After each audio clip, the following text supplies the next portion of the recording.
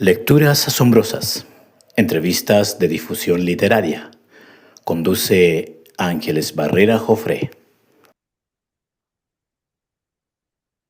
Buenas tardes, bienvenidos a nuestro programa número 9 de nuestra temporada número 35. Esto es Lecturas Asombrosas. Estamos con un escritor chileno, uno de mis favoritos, déjenme decirlo aquí, Nicolás Poblete. ¿Cómo estás, Nico? Bienvenido a Lecturas Asombrosas. Hola Ángeles, nuevamente agradecerte por tu interés, por siempre tus lecturas tan in- incisivas y profundas. Así que bien, muchas gracias por invitarme. Gracias a ti, estamos aquí reunidos porque Nicolás acaba de publicar bajo editorial Cuarto Propio, Séptima Región, una nueva novela,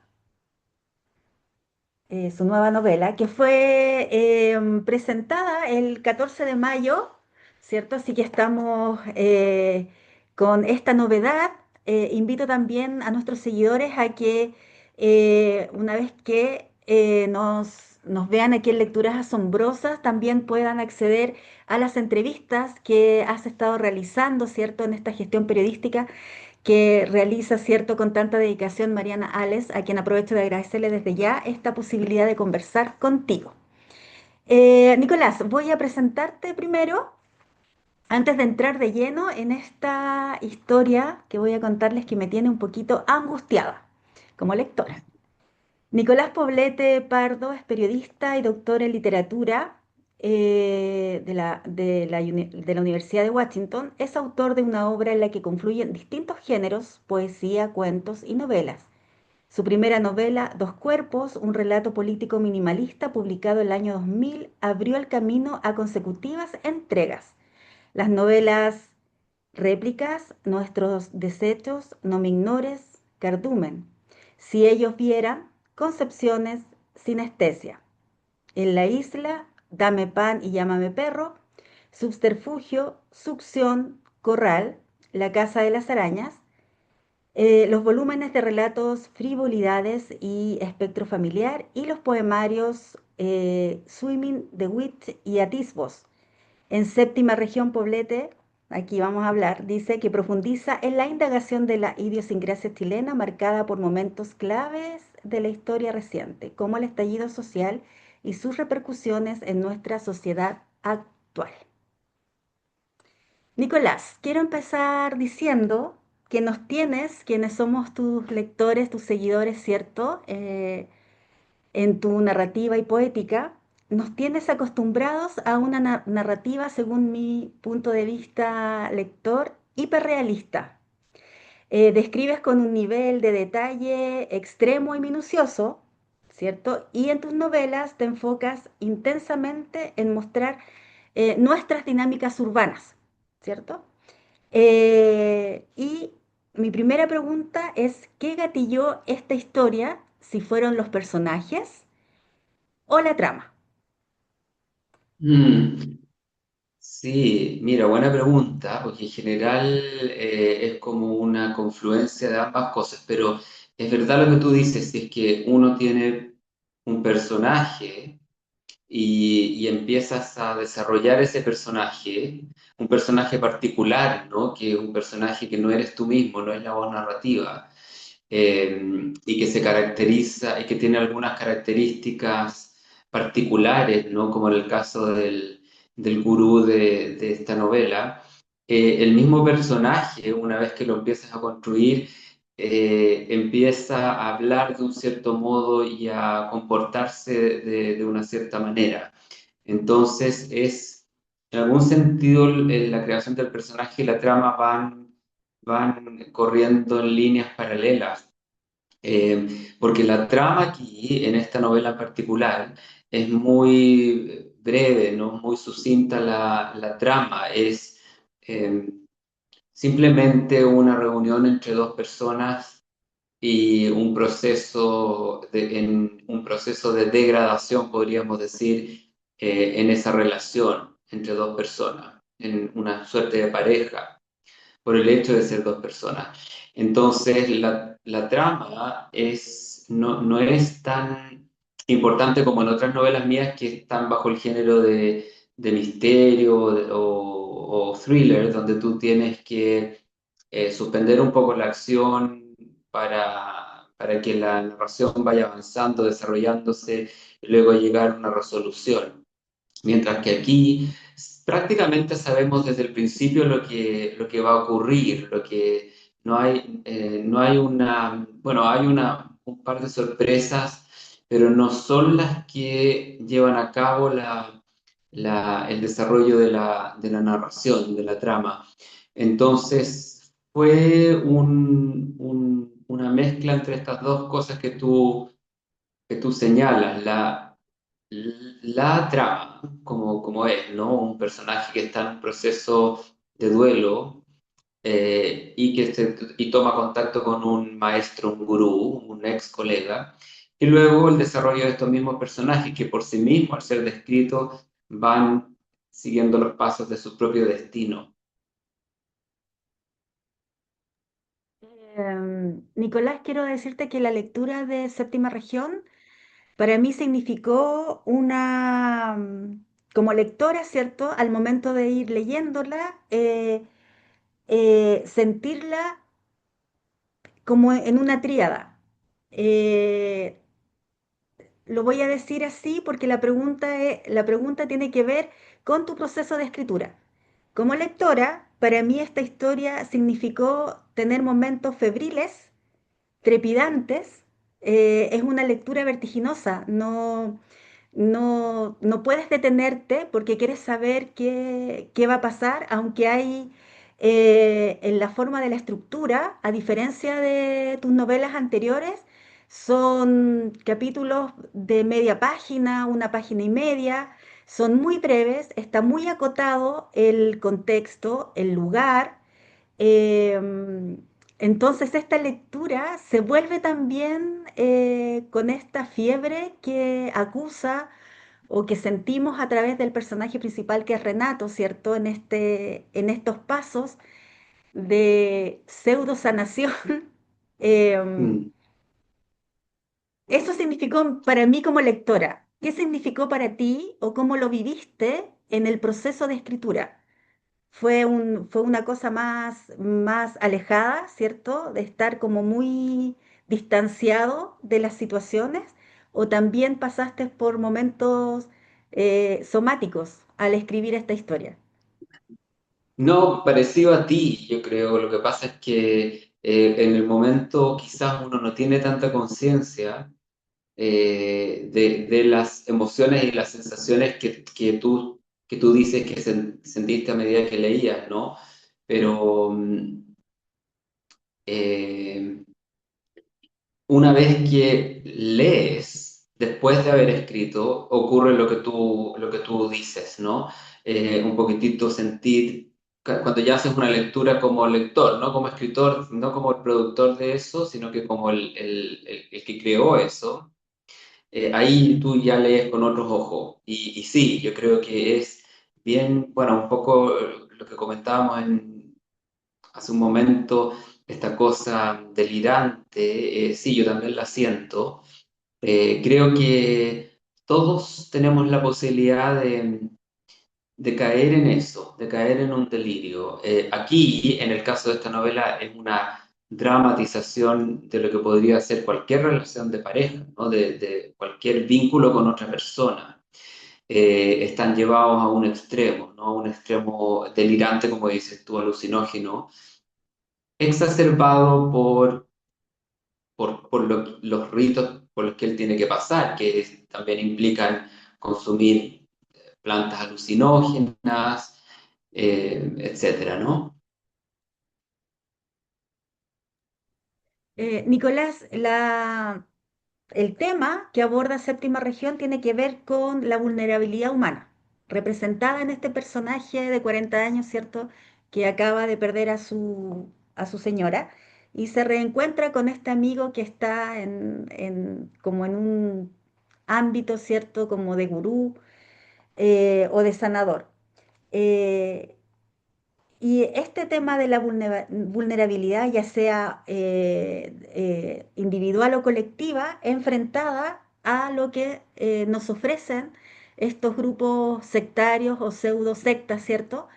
Eh, ¿Por qué para ti era como relevante o es relevante como tema contarnos esta historia? Mira, yo creo que lo que puede ser relevante para una persona no necesariamente es relevante para otra persona, eso es una obviedad, ¿no? Pero yo creo em, que hay cuestiones que están pasando, por ejemplo, hay cosas que están pasando y que son muy preocupantes a nivel social, a nivel de comunidad. Entonces, yo pienso que una forma de hablar de esta preocupación, de este tema, de la crisis que estamos viviendo, eh, que viene desde muchos frentes, ¿no? Podemos ver la inteligencia artificial por una parte, podemos ver la caída de las religiones por otra parte, aunque hay mucha gente que sigue creyendo y sigue siguiendo los preceptos de las religiones. Pienso que igual hay un descalabro en ese sentido, ¿no? Con todos los abusos que hemos visto, con todos los escándalos que han ocurrido particularmente en la Iglesia Católica, ¿no? Y ese es el personaje principal, viene de esa tradición, de esa cultura. Entonces, yo creo que una manera de presentar esta crisis es como una forma de compartir una inquietud y de compartir o de alertar qué es lo que pasa cuando uno está en una situación de vulnerabilidad y a quién acudes cuando estás mal, ¿no? Quién, como comentaste tú, es una pseudo sanación. ¿Qué es lo que pasa cuando tú estás buscando una sanación y te encuentras con el espacio equivocado, ¿no? O caes víctima de un gurú, de una persona que simplemente quiere aprovecharse de ti. Entonces yo pienso que lo relevante de esto es, lo veo yo, no, sin afán de, cuando uno escribe algo, no es un afán didáctico, ¿no? Por lo menos no es mi interés, pero sí que hay un mensaje detrás que tiene que ver con esto, con esta realidad que estamos viviendo y con los espacios que yo siento son pocos para acudir en momentos de vulnerabilidad, de duelo, de crisis. Sí, y en ese sentido la novela es muy profunda. La encontré bastante, o se me hizo bastante breve, debe ser también por la estructura. Y siguiendo este hilo conductor de esta forma de que están sucediendo muchas cosas, ¿cierto? Eh, el contexto en tus novelas, en la mayoría de ellas, tiene que ver con sucesos que nos pasan como chilenos.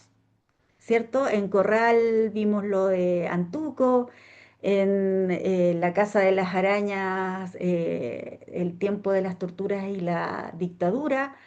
Y aquí el contexto está desde el 2019, ¿cierto? Pasando por la pandemia.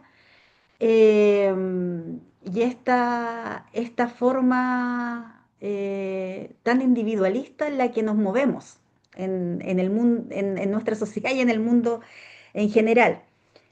Y frente a este contexto que es tan real, eh, hay varios simbolismos en tu historia que tiene que ver con primero con séptima región, ¿cierto? La región del Maule o la región, ¿cierto?, del cerebro. Mm. La palmera chilena, el puma ciego, eh, eh, la cabeza de la decapitación de conejos, ¿cierto? Que solo se le da como... Me daba la impresión que solo la puma comía la cabeza de conejo, eh, por nombrar algunos de estos símbolos. Mm. ¿Los trabajaste de esa forma o solo son elementos que permiten tener eh, darle base a esta historia. Mm. Me refiero que si los trabajaste como Sí, símbolos, así, o solo como elementos que sostienen la historia. totalmente son símbolos. En primer lugar, yo creo que como yo siempre estoy circulando o rondando una cuestión chilena desde nuestra realidad en distintas partes, ¿no? Como hemos hablado en ocasiones anteriores de esto. Y, por ejemplo, en Corral, que veíamos en nuestra realidad como colonia española, a través de los fuertes que se ven en el sur, en esa zona, en Corral, en Niebla, en Valdivia. Después en la Casa de las Arañas también está el escenario del Cajón del Maipo y, y también la historia de torturas y de tráfico de guaguas en esa época. Entonces, son realidades que son parte de nuestra historia, de nuestra idiosincrasia. Y en esta última entrega tenemos la región del Maule, que antes se llamaba la séptima región. Después hubo una ley que sacó esa denominación para no tener una cuestión jerárquica de primera, segunda, tercera. Pero sigue en el imaginario esta idea de la séptima región, ¿no? Y yo lo quise mantener por varias cosas. Por, primero porque es parte de lo que uno sigue pensando, ¿no? Cuando tú sigues llamando algo que ya no se llama así, pero sigue en tu imaginación, ¿no? Sigue en tu experiencia. Y, y también porque el número 7 es un número muy cabalístico, ¿no? Tenemos, bueno, la creación del universo, por una parte, también en la cultura antigua egipcia son los 7 orificios del rostro, ¿no? Que también se nombra en la novela, los ojos, los orificios de la nariz, las orejas y la boca, son 7. El 7 es un número muy simbólico en ese sentido, y yo lo quise mantener como símbolo. También la palmera chilena es una palmera endémica, es una especie endémica. Entonces, el hecho de que un personaje quiera cultivar las palmeras, eh, cuidarlas, es también un símbolo de yo quiero cuidar una especie que es endémica, que es parte de mi terreno, no existe en otra parte, o si existe es porque primero provino de aquí, ¿no? Entonces está ese símbolo. Luego las liebres que él mutila para poder darle a la, a la puma ciega son también simbólicas porque la liebre, los conejos, la liebre en particular, históricamente en la historia del arte se ha utilizado mucho como un símbolo de fertilidad. Entonces tiene que ver con eso, ¿no? Como son animales que se reproducen con mucha facilidad y muy frecuentemente, simbolizan la fertilidad. Y la puma ciega, que también es un símbolo, por supuesto, porque por el hecho de estar ciega, está ciega producto del ser humano, producto de una segadora, de una maquinaria que pasó por ahí cuando ella era una huevita y quedó ciega producto de eso. Entonces es como la maquinaria humana está depredando a nuestra naturaleza, nuestro entorno, el ecosistema entero está en peligro por los actos humanos. Y el hecho de que la puma, que es un animal que no, tú no puedes domesticarlo, ¿no? Es muy difícil en todo caso, salvo que tenga un problema como este, ¿no? En estado natural tú no podrías hacerte cargo de un animal así. Eso habla también de la dependencia cuando el ecosistema ha sido destrozado, ¿no? Cómo lo reparamos, ¿no? Entonces ahí él se hace cargo de esta puma ciega que depende de él. Entonces está esta tensión entre lo doméstico y lo salvaje. Es verdad que yo trabajo con muchos símbolos y prácticamente nada es gratuito, todo tiene algún sentido.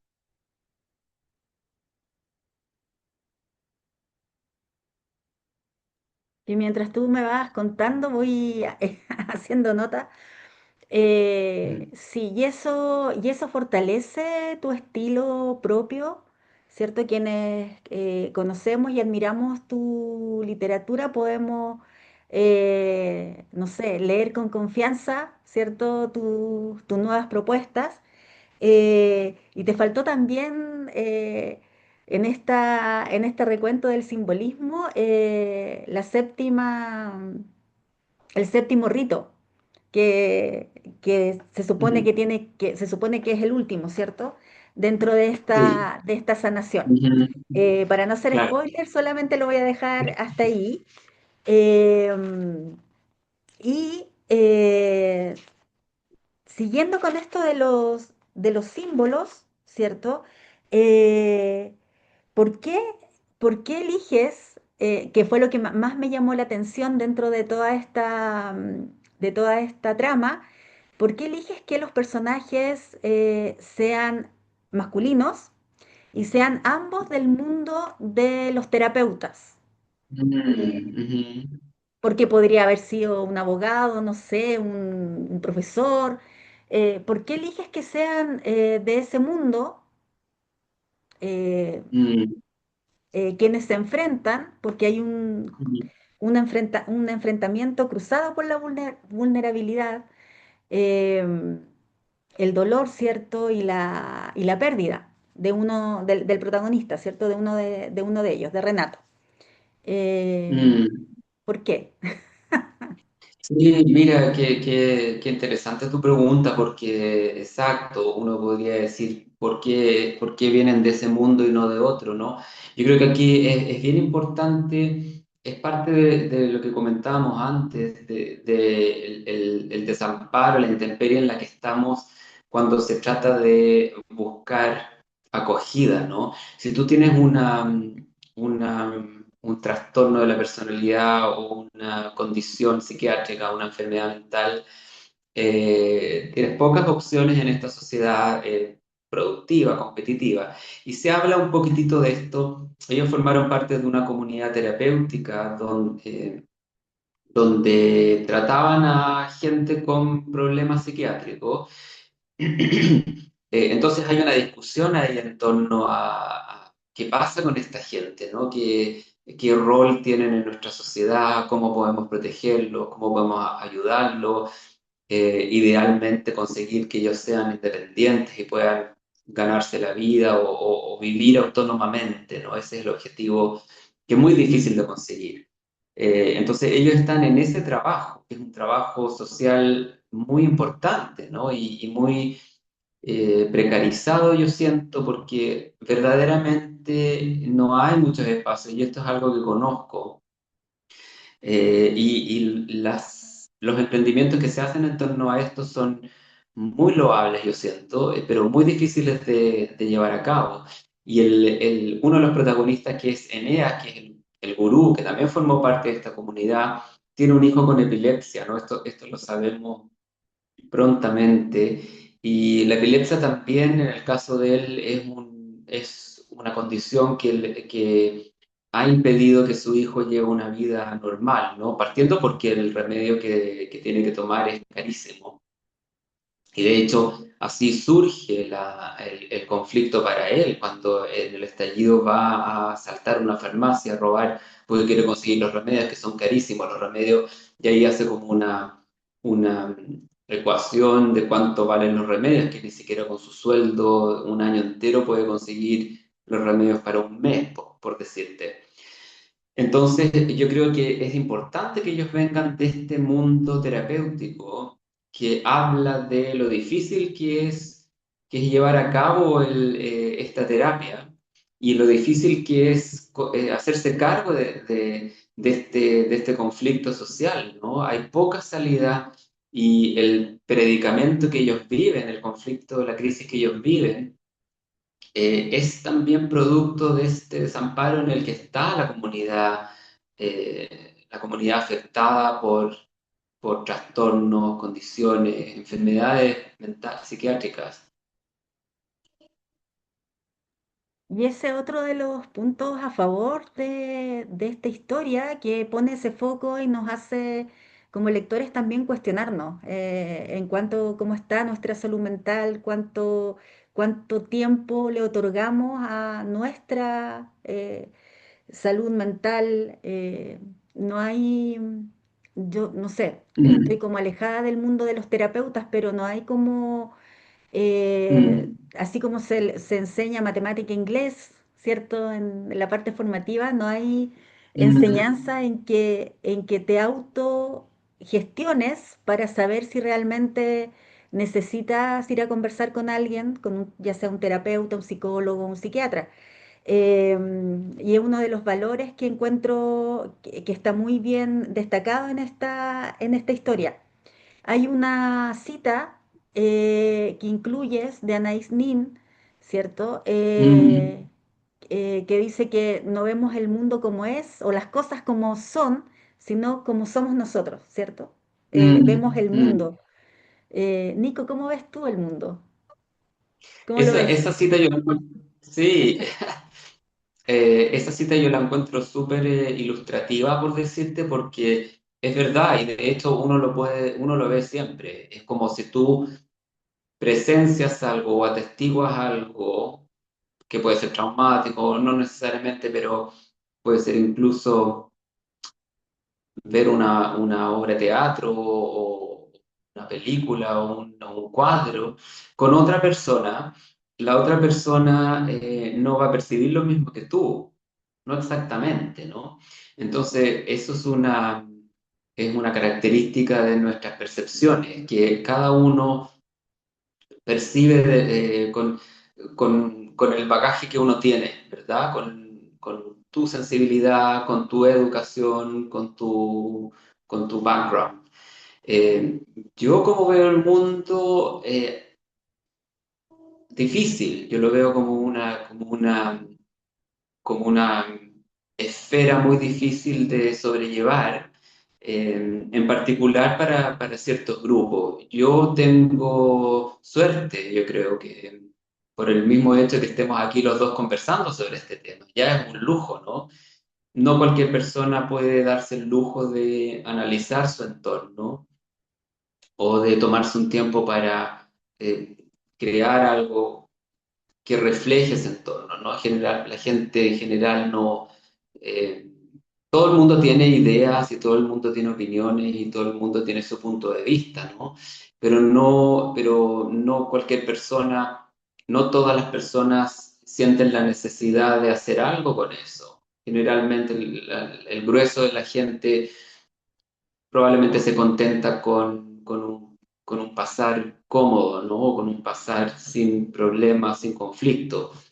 Eh, yo creo que el hecho de que uno haga algo al respecto, ya sea la organización de un texto o en tu caso, por ejemplo, una entrevista en la que conversamos sobre este tema, es una manera de tratar de entender este mundo, ¿no? ¿Por qué estamos donde estamos?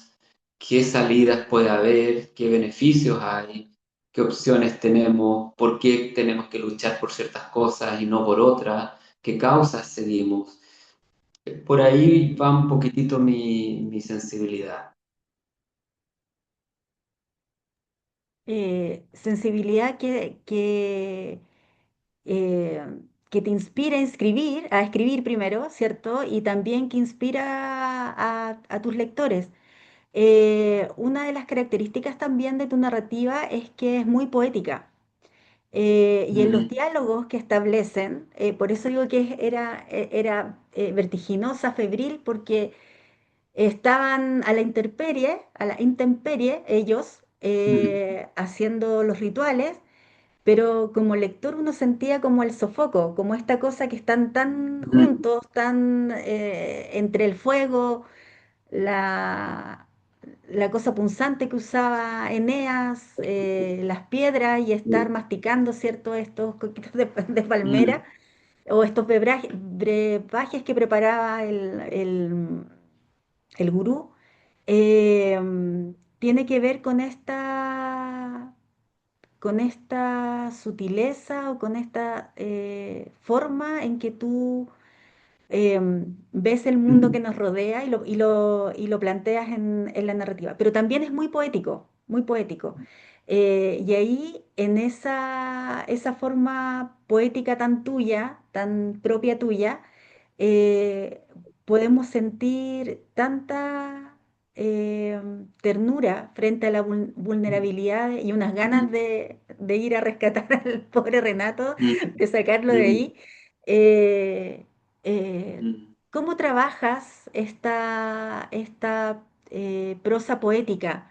¿Cómo haces que en los diálogos veamos la firmeza, el atrapamiento, esta cosa tan, este gurú que es como un manto, no sé, una cosa que obnubila tanto a Renato que no, mm, que en su respuesta tú puedes ver así como en su cabeza dice algo que no es capaz de modular, y si mm. lo modula tan bajito como para no contradecir al gurú.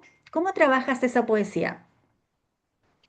Sí, mira, sí, la verdad es que tú siempre tienes una perspectiva bien profunda sobre estas lecturas, porque tú hablaste de la ternura, ¿no? Claro, vemos una persona súper herida, ¿no? Muy herida, profundamente herida y con mucho sentimiento de culpa. Y él, bueno, esto como hablábamos antes, esto es una dramatización de un vínculo en el que tú puedes caer, que puede ser muy tóxico, pero también tiene su compensación, ¿no? O sea, si tú sientes que algo es muy destructivo, generalmente tú vas a decir, no, yo no estoy interesado en esto, ¿no? Pero aquí, por ejemplo, el aspecto de la ternura se ve cuando él necesita que lo abracen, ¿no? Es una necesidad física que te pueden haber maltratado mucho, pero un abrazo muy sentido, tú lo sientes. Es como, yo creo que todos hemos tenido esa experiencia, ¿no? Que un abrazo, tú dices, un abrazo formal o protocolar o simpático es una cosa, pero un abrazo que te contiene, como se describe ahí en varias oportunidades, ¿no? Prácticamente el abrazo de Eneas a Renato sería el único hilo del que pende él, básicamente. Es como el abrazo, es casi como una limosna, te digo, que te mantiene vivo, pero es un abrazo que él siente con mucha profundidad y en varias oportunidades dice, ningún abrazo se compara a este abrazo, te contiene, es como una absoluta fusión entre dos almas, así lo siente él, ¿no? Perdón. Estamos conversando con Nico Poblete sobre Séptima Región, su última novela, disponible ya en todas las librerías del país. Nicolás tiene su casa ahí en Editorial Cuarto Propio, ¿cierto? Y Talca, po, Talca, que sigue siendo, sigue siendo una ciudad en que pasa todo en Talca, todo pasando en Talca. Eh, Vamos a hablar sobre eso. eh, Vamos a seguir hablando sobre séptima región. Estamos aquí en nuestro noveno programa, terminando ya nuestra temporada número 35. Esto es Lecturas Asombrosas. Estamos con el escritor y poeta chileno Nicolás Poblete, Nico, ¿cierto? Conversando sobre su última obra narrativa, Séptima Región. Hemos hablado de los simbolismos, de la trama, de los personajes, de su forma de ver el mundo, de la vulnerabilidad individual y colectiva que estamos, ¿cierto?, inmersos en ella. Y Nico, otro de los temas que me surge como interesante para que lo podamos conversar en profundidad contigo es, y aquí quiero que me des licencia para leer un pequeño párrafo de la página 28 que tiene que ver con lo siguiente. Los objetos inanimados y su poder de convocación. Objetos que imponen una pausa y precipitan los pensamientos, anticipando la exploración y confirmación de un paisaje desvanecido. ¿Cómo criticarlos por crueles? Mm, sí, yo creo Digamos que que mm, los objetos bueno, podemos llegar al extremo de un vínculo con un objeto que es un fetiche, ¿no? Pero en general los objetos de las personas cargan la energía de las personas, ¿no? Sobre todo cuando son objetos que uno aprecia mucho. En el caso de él, se refiere a unos aros que tenía su esposa que murió, entonces los aros son brillantes, son de oro, y tienen, es como el oro que tiene animación, no, no vida, pero animación porque tiene un brillo y eso te recuerda a la persona. Muchas veces, bueno, los objetos en general superan la vida de las personas porque tienen una vida mucho más larga que la de una persona. Entonces, uno se ancla a los objetos como una manera de permanecer con esa persona o algo de esa persona permanece contigo durante un tiempo. Puede ser una ropa de esa persona, puede ser un objeto que esa persona usó, eh, o algo que esa persona hizo, ¿no? Una creación hecha por esa persona. Entonces los objetos, claro, en ese caso que él, como él está en este duelo muy reciente, muy profundo, está muy herido por el accidente donde ella murió y él se siente muy culpable por eso, los objetos de ella eh, han- han- actúan como una transferencia. Entonces él está a merced de todos estos estímulos que para él son muy emocionantes, está con una sensibilidad una sensibilidad muy exacerbada. Entonces cualquier cosa es motivo de emoción, de pena.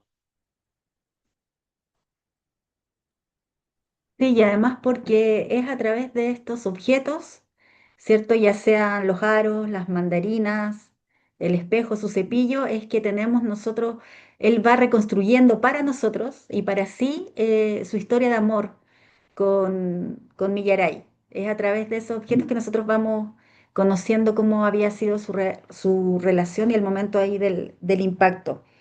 Hay una tríada que tiene que ver con la relación entre Eneas y Renato, que son el silencio, los cantos o murmullos y también el espejo, en que cuando hacen el reverso cambio o cambio de roles. Eh, ¿Qué leíste, qué investigaste sobre estas manifestaciones chamánicas, ¿cierto? Mm, No sé, yo recordé El poder del mito, ¿cierto? mm, Donde Joseph Campbell nos muestra mm, las diferentes tradiciones en diferentes tribus a nivel mundial, ¿cierto? En nuestra mm. historia universal. ¿En qué te apoyaste? Sí, exactamente. Hay varias cosas ahí, sí, exactamente. Investigué harto sobre antropología y particularmente un libro que leí con mucha atención, es un libro que fue publicado en 1934, o sea, imagínate, casi 100 años. Se llama Patrones de Cultura de Ruth Benedict. Ella es una antropóloga muy influyente y que se dedicó, ella analiza algunos tribus, algunas organizaciones nativas, ¿no? En distintas partes. También están las investigaciones de Margaret Mead, que también son conocidas en Papúa Nueva Guinea, por ejemplo. Y eso fue para mí bien interesante porque es un poco como que no hay nada muy nuevo, ¿no? O sea, no, las organizaciones primitivas no es la palabra, pero pueblos originales, nativos, todos tienen rasgos en común, todas tienen ritos de pasaje para sus miembros, ¿no? Y todos tienen una persona que está a cargo de llevar a cabo sus ritos de pasaje. Entonces, yo creo que fue bien interesante entender que todos venimos de ahí de uno u otro modo. Los ritos de pasaje en nuestra sociedad pueden ser distintos, pero siguen siendo importantes en tu psiquis, en tu evolución como persona. Entonces, si tú eres parte de una religión, por ejemplo, establecida como la religión católica o la judía, tú tienes unos ritos de pasaje que son, por ejemplo, la primera comunión, la confirmación o el bar mitzvah en el caso de la religión judía, en el bat mitzvah para las mujeres, etcétera. Entonces, en el caso de ellos, han hecho como un trabajo de viaje hacia el pasado remoto, donde estos ritos originales en algunas tradiciones vuelven a ser revividos. Esto también se ve en algunas cosas, algunas tendencias como New Age o ecologismos que han tomado estas prácticas, algunas prácticas orientales también, y han sido trasladadas, transportadas, exportadas, importadas a tu propia cultura, ¿no? Porque sientes que las tradiciones de las que dispones no te llenan o están muy contaminadas, ¿no? Aquí yo agarré varias investigaciones antropológicas que hice ese trabajo de apropiación, en el caso de Eneas, que él se apropia de eso. Y también algunos ritos de nuestros pueblos originarios en Sudamérica, ¿no? Por ejemplo, el pueblo mapuche. Y entonces yo leí mucho de antropología, me interesó mucho hacer este trabajo de desplazamiento y es lo que hacen ellos. El discurso de él va reivindicando y enalteciendo estas prácticas. Y así es como disponen de la naturaleza. La naturaleza es la que reina ahí, ¿no? Ellos son unos meros, siempre se repite que estamos usufructuando de la naturaleza, que nuestro rol es secundario, la naturaleza es la que lleva la voz cantante, ¿no? Entonces, siempre con respeto, siempre con mucho pudor y gratitud hacia la naturaleza que nos brinda sus frutos para poder llevar a cabo estos rituales. Entonces, fue bien documentado con trabajos antropológicos como esos que te nombro. Y por otra parte, también fue documentado con investigaciones sobre sectas. En particular, dos autores, Amanda Montell y Steven Hassan, ellos son norteamericanos y han tenido experiencias con sectas ellos mismos, ¿no? Esta mujer por su padre y este hombre que también formó parte de una secta. Entonces, esas investigaciones me sirvieron mucho también para desarrollar y darle cuerpo a lo que tú dices sobre el tono de voz, sobre la entonación, sobre los silencios, sobre cómo utilizas el lenguaje, cómo manejas las inflexiones de voz, el tono de voz, para generar una suerte de hipnosis, que es lo que hace él en su discípulo. Nicolás, está tan bien logrado que uno como que al final no es solo Renato el que está bajo el influjo, sino también el lector, que vamos sintiendo y vamos padeciendo ese dolor que Renato no hace visible, porque debe estar tan dopado y tan hipnotizado, ¿cierto?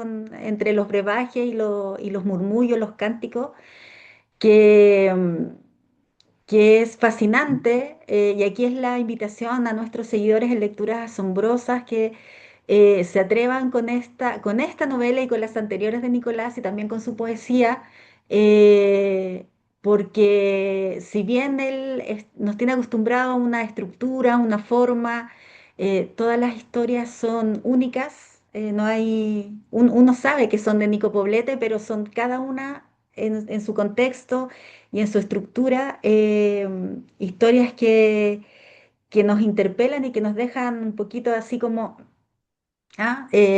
no, uno termina el libro, pero la historia no se despega de uno en bastante tiempo. Eh, Mm. Nicolás, cómo es tu proceso creativo? ¿Cierto? Tú eres máster en literatura. ¿Vas trabajando en paralelo tus obras, la poesía, las narrativas, o te concentras en un solo tema, con el estudio, en este caso con la antropología, con la secta, como para conocer un poquito más profundamente tu proceso de escritura. Sí, bueno, la poesía no es algo que yo haga mucho, ¿no? Realmente es algo bien excepcional porque creo que es muy difícil y también es muy, mm, ¿cuál sería la palabra? Como impúdico quizás. Entonces no es algo que yo piense en hacer contrario a una cuestión narrativa, que es más un trabajo estructurado, donde tú, por lo menos en mi caso, ¿no? Vas desarrollando personajes. Claro, si tú lees otras cosas, bueno, la literatura da para todo, realmente es una avenida bien ancha que da para todo. Si tú lees, por ejemplo, literatura testimonial o biografía, hay tantos géneros y tantas formas y tantas voces múltiples, ¿no? Entonces, yo simplemente hablo de mí mismo. En mi caso, como me interesa generar personajes y generar atmósferas y generar una narración, generalmente con una evolución y una resolución, ¿no? Aunque esto sea anticipado, hay una cosa más orgánica en ese sentido, ¿no? Como un cuerpo. Y usualmente es una idea, y una vez que esa idea tiene que estar mediatizada por personajes, y, y ese personaje tiene que tener un anclaje, ¿no? Tiene que tener un contexto, ¿no? Por ejemplo, si tú lees algunas obras de Samuel Beckett,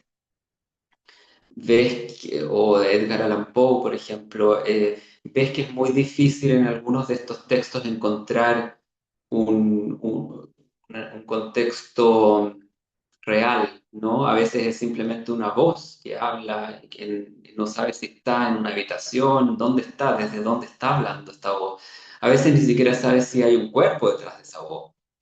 Entonces, eso es una expresión más experimental, más cerca del teatro quizá, de la dramaturgia.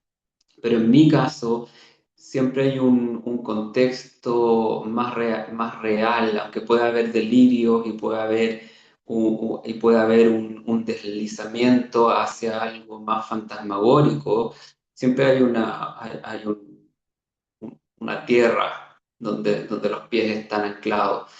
Eh, Probablemente lo más difícil es encontrar la voz narrativa precisa, porque una persona se expresa de cierta manera y no de otra, ¿no? Y los personajes ahí se expresan de la manera que son ellos, que no tienen nada que ver conmigo. O sea, por ejemplo, el personaje de Eneas, que es un gurú, como un maestro, uno diría, tiene un discurso bien delirante, pero convincente, porque él habla de lo importante que es nuestro entorno, nuestro ecosistema, la forma en la que los seres humanos han destrozado nuestra naturaleza, han explotado a los animales, por ejemplo, son cosas que todos podemos comprender. Puedes estar de acuerdo o no, pero bueno, yo creo que es algo bastante indiscutible.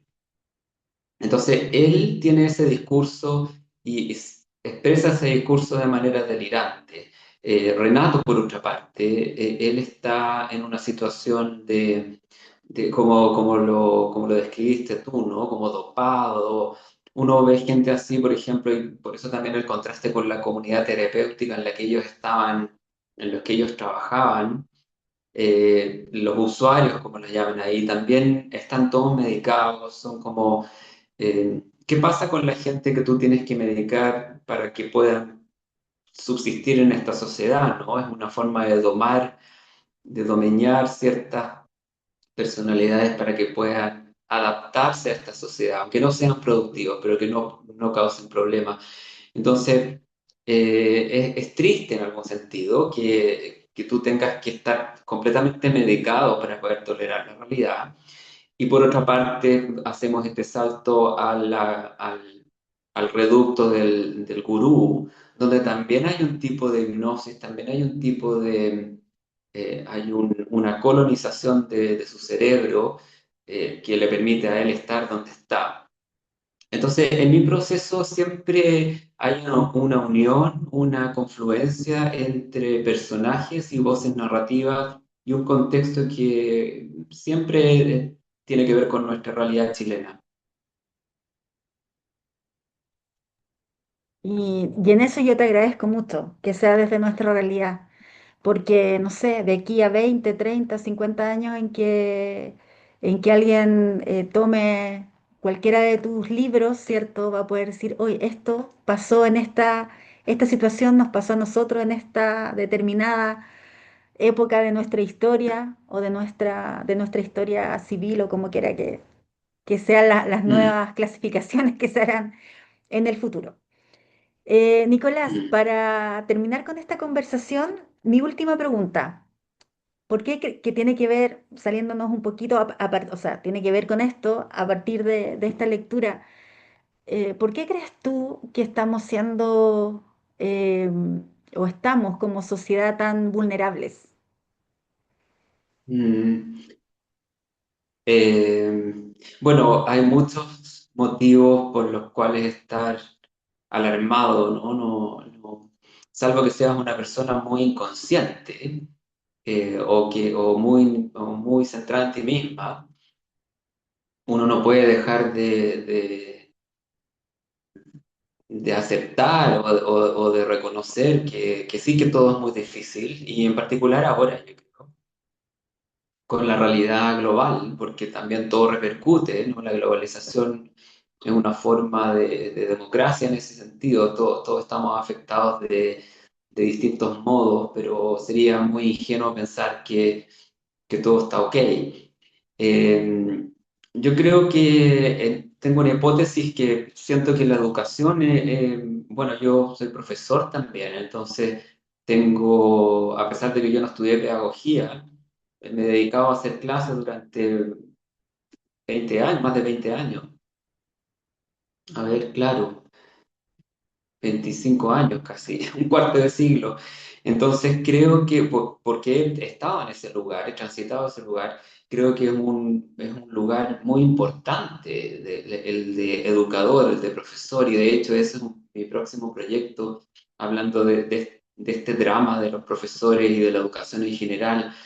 La educación, si tuviéramos una educación buena para todos, nuestra sociedad sería distinta, yo estoy convencido de eso. Hay mucha ignorancia, hay mucho orgullo en la ignorancia, incluso te diría.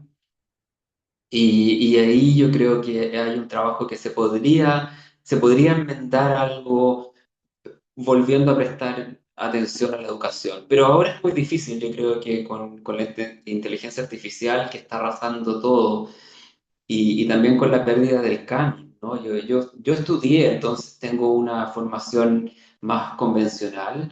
Yo no creo que sea necesario pasar por una academia para informarse, ¿no? Para cultivarse o para aprender, ni siquiera para escribir. No creo que eso sea necesario, pero sí necesitas una educación que puede, no necesariamente en una institución, como te digo, pero sí una motivación, un interés, un tutor, un mentor, una iniciativa que te permita aprender un poco más. Yo siento que la educación es un poco la clave, quizás soy ingenuo, no sé, pero creo en eso. También creo en eso y también creo que la educación es como el pilar primordial, ¿cierto? Y no solamente Mm, la educación de conocimiento, sino que también la educación en los valores intrínsecos que nos mm, hacen ser seres humanos, ¿cierto? En todo lo que compete esa palabra y sí, que tiene que ver también con la empatía, con ponerse en el lugar del otro, eh, y así, po, los valores trascendentales como seres humanos. Así que con esta mm, reflexión, a partir de Séptima Región, de Nicolás Poblete, mira, la tenía guardada aquí, ahí está, esta tríada, ¿cierto? Estos símbolos que hemos conversado aquí. Gracias siempre, Nicolás, por el tiempo que nos regalas, por tu disposición maravillosa a estas inquietudes mías como lector, lectora, solo con la finalidad de que tu narrativa llegue a muchos más y más lectores y lectoras, ¿cierto? Para que conozcan tu forma única de contarnos estas historias. Tus palabras al cierre de Lecturas Asombrosas. No, Ángeles, la verdad es que soy yo el que agradece porque pienso ahora que estábamos hablando de estas reflexiones, que esta precisamente es una instancia en la que uno puede compartir porque claro, escribir algo es algo que uno hace bien encerrado, ¿no? Bien solo, pero esta misma oportunidad de poder conversar es un vínculo que permite ir aunando criterios, ¿no? Sabes que he estado leyendo las revisiones de Carl Jung, que todo el mundo lo conoce por haber acuñado el concepto de inconsciente colectivo. Y una de las cosas que él dice ahí es que es importante que uno vaya haciendo su trabajo, ¿no? Y porque eso repercute, aunque tú no lo sientas o no percibas los alcances de tu propia evolución, de tu propio aprendizaje, sí que es una manera de ir creando una comunidad, aunque sea imaginaria, ¿no? Y esta instancia que hemos tenido ya durante varios años, creo que va también generando una suerte de comunidad. Así que soy yo el que te lo agradece, Ángel. Ay, muchas gracias. Sí, como cuando me preguntan a mí qué es lectura asombrosa, es mi apostolado, ¿cierto? Mis dones puestos al servicio de la difusión literaria y qué mejor con invitados como tú que se entregan a estas conversaciones que de repente me conmueven, me emocionan y es lo que siempre digo cuando invito, es una conversación distendida para transmitir, ¿cierto? Las emociones, las sensaciones y lo que uno va aprendiendo, en este caso con tu narrativa tan particular, Nicolás. Antes de despedirnos, quiero invitarte a ti, ¿cierto? Y también a nuestros seguidores a una hermosa actividad que se va a realizar el próximo miércoles 17 de... espera, oh, espera, ahí me jugó ahí una mala pasada el compartir. El miércoles 17 se va a realizar un conversatorio para celebrar el primer aniversario de Tupananchiscama hasta que el amor nos vuelva a encontrar. Este cuento hermoso de la escritora chilena y psicóloga, socióloga también, Consuelo Ruiz Cabello. Nos vamos a reunir ahí con lectoras y lectores para celebrar este primer año en torno a este cuento en el auditorio de la Casa Colorada, ahí en el Museo de Santiago, Merced 860 a las 18:30. Nos van a acompañar lectoras y lectores destacados ese día, así que todos, todos invitados. Invitado también, Nicolás, si nos puedes ahí acompañar. Y esta invitación la hace, por supuesto, aquí en La Luz de lo Invisible Ediciones y Museo de Santiago, Casa Colorada, a quien desde ya agradecemos por abrirnos su hermoso espacio. Así que ya lo saben. Listo, con esta invitación hecha y siendo jueves 11 de junio del 2026, me despido como siempre, Ángeles Barrera Jofré, en esto que ya se ha convertido, ¿cierto?, en un imperdible de los días jueves al mediodía, lecturas asombrosas. Un gran abrazo para todos y muchas, muchas gracias. Gracias, Nicolás. Gracias, gracias. Gracias.